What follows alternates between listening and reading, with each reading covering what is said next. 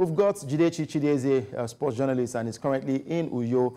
He'll be giving us a few tips, of course, of what happened yesterday between Nigeria and Libya. Jidechi, thank you for joining us today.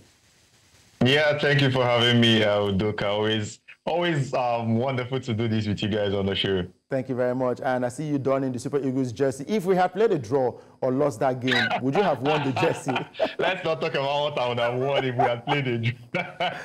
I mean, whether I like it or not, I'm still in Nigeria. So on a day like this, or say the day after we get to win this type of games, it's wonderful to get to don those green and white. But yeah, yesterday's game is one of those games where you go in expecting so much and somehow you get surprised by what you are being served. I mean it in terms of both sides, both what the Libyan served us and what the Super Eagles served us. One would have gone into that game thinking, it's Libya, we could blow them apart. But somehow the Libyans came in with, I would say, very defensive-minded tactics. They were hoping they could get something out of that one, and it was at some point really frustrating because at every instance, their keeper would go down, the other players would also go down, and actually it was really frustrating for the players. They tried to break down that defense and somehow couldn't get through. It had to take about 86, 87 minutes before Dele-Bashiru could get us, Fisayo Dele-Bashiru could get us that goal that sealed the game. But I mean, it's the main thing at the end of the day is the fact that this team are on top of the AFCON qualifying group, and it's looking good for us right now that we are going to be going to another AFCON. I mean, we do not want to relive the times of the 2015-2017 editions when we did not qualify. Nigeria is not that kind of country that you want to talk about the African Cup of Nations, and Nigeria is not participating. We saw how Nigeria getting to the final of the last AFCON was really very important for the federation. Sorry, not federation this time around, the continent. A lot of people talking about how the AFCON was one of the best ever. Also because of you have Nigerian fans who are very heavy talkers on social media. So the clout of the AFCON also gets to travel because more Nigerians are involved. These are the type of things that CAF would love to see at the AFCON. And so Nigeria not qualifying is definitely a story that is not good for anyone, whether Nigeria or Nigerians or non-Nigerians. So yes, really wonderful right now that the team are on top of the table. At the end of the game yesterday during the press conference, the coach was talking about how, yes, sometimes you might not always get the result the way you are expecting to get them, but you also, being the players and the coaches, also anticipate this type of things, because when smaller nations come to bigger nations' home grounds, it's not like they don't know that there's a very big chance that they will not be getting anything out of it. So they try to come up with other ways to go into the game. And that's why you see this type of football where, I mean, a lot of people these days, modern football, will call that haram football. But it is what it is. At the end of the day, football is all about trying to go in, trying to get results. For the Libyans, they felt the best way to do that was to sit back and hold out the game until they could, until it did not work for them anymore. And for Nigerians, I think what matters at the end of the day is that we are able to get that win. Also sad the fact that Ademola Lookman's goal was chalked off. I mean, he's on some sort of a form right now, a very impeccable form. Club country, always scoring. The last time Nigeria played at home, he also had a goal flagged up for offside, which leads us to talk about how VAR should perhaps be part of our AFCON qualifiers, because it makes absolutely no sense at this point. This man have had 2 goals chalked off during the qualifiers, and both goals were both onside. It's actually sad if you ask me. I'm really sad. I know I don't want to imagine what Ademola must be feeling right now. I mean, that game could have easily been 2-0, but I mean, I think we have to take the 1 goal and hope for the best another day. You know, I was going to talk about this goal. Ademola, beautiful goal he scored right there, chopped off for offside, but it was clear that he was onside in that game, and also we'll be calling for VAR to be used in Africa Cup of Nations qualifiers. But I'm really wondering, but I think I also understand why we're not beginning to use the video assistant referees yet in Africa. But I just hope that very soon a couple of African countries are beginning to impute this into their football as well.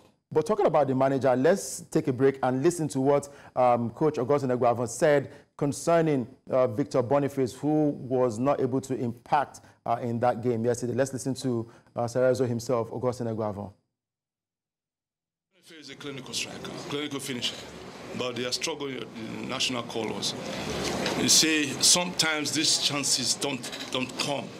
I remember in Rwanda, today also, when you get half chance, look like likes like Romario, they poke the ball, but he wants to dress and dress and dress, and then the defenders recover. So if he decides on time, I think Boniface will score a lot of goals. I'll speak to him about it.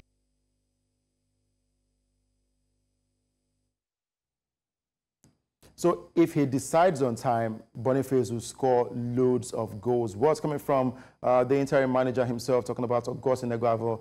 Jidechi, we saw Victor Boniface struggle again yesterday, and we're all hoping that very soon he should start bagging in the goals for the Super Eagles of Nigeria. Yeah, I mean, I totally agree. At this point, nobody can say Victor Boniface is not a top player. We see him week in, week out scoring these goals for Bayer Leverkusen. Somehow the system has just not been working for him with the Super Eagles, playing game in, game out and struggling to find a goal. In fact, it was wonderful this morning to see a post from Victor Osimhen. I don't know what the word would be this time around, but he was trying to stand with his compatriot Boniface and had to say something in the lines of, very soon the goals will come, and when they come, they would be coming in loads. And that's what I'm sure every Nigerian is hoping at this point, because it's certain that Victor Boniface will definitely is definitely that kind of player that can get you goals. So the fact that he's not getting it in the green, white, green is not a testament to him not being a good player. It's just an unlucky period for him. And I think unlucky period runs out, and Victor Boniface's own would be running out very soon. True, because, I mean, how patient are the fans? We've seen Cyril Dessers, we've seen a couple of other Nigerian strikers coming out. They've not been able to deliver, and they've not gotten called up to the national team. Paul Onuachu, another case study, played at the AFCON, he couldn't deliver. He wasn't featured. He didn't feature in that game yesterday. So how patient do you think Nigerians will be, and also the Nigeria Football Federation will be, and coaches as well? I'm trying to gauge the patience of Nigerians right now. You and I, we know that Nigerians are not very patient. True, very, very true. But I think what matters at the end of the day is the fact that Boniface scores for his club side, right? I think as much as he continues with performing for his club side, Nigerians will understand. I just want to believe. The fact that we know Boniface will still go back to his club and score. He's having a very wonderful season. The fact that you and I know that this man will still score, it simply tells us that he's just not being able to get the goals for the Super Eagles. Does not mean he cannot find the back of the post. So I think what he needs to do at this point is just continue with his club form, and people would believe that the day will come when he will eventually score that goal. And I'm very sure that the country would erupt on a day where Victor Boniface scores, and all the conversation about him not being able to perform for Nigeria will come to an end. I think it's just a matter of time. This is not a player that cannot convert. It's one thing we are certain about. If it was a case of Victor Boniface, oh, he cannot score, he's not a goal scorer, and he's a striker that does not score goals, maybe that would have been a different conversation. But this is a striker that we are sure, we have seen it with Xabi Alonso at Bayer Leverkusen. Week in, week out, he always finds the back of the post, sometimes more than one goal. So one thing is certain, eventually he will be able to get that goal in Nigeria's colours. Okay, hopefully his next game he will get to feature and, of course, score for Nigeria, because we are taking on Libya in our next qualifier. That will be next week. Hopefully Victor Boniface will start and get to score his first goal for the national team right there against, that's in the return leg against Libya. But looking at the group, Nigeria topped that one, and it looks like an easy ride for Nigeria. The fans are also beginning to, the Super Eagles is beginning to instill a bit of confidence in the fans as well. Nigeria currently topping the group that has Benin, Rwanda, and Libya. Yeah, I mean, first of all, it had to be said, even before this started, that there is no reason Nigeria should not be qualifying from this group. But I think I would love to talk about Benin Republic. If there's anyone we should look out for, they've already beaten us once. This is a team managed by a manager that very much understands the Super Eagles setup, brought in many of the players in the current team into the team. I'm talking about Gernot Rohr. If anything we should be avoiding, it's not getting necessary results against Benin Republic. Because Gernot Rohr is most likely not going to have an easy ride on us when next we are going to meet again. And we've dropped points away from home against Rwanda. We don't want to be dropping more points that could come back to haunt us. That's what I would say. So I think games like Libya away leg, let's try and get a win. Let's not do what we did in Rwanda. Yes, I mean, we would meet goalkeepers that are always brilliant.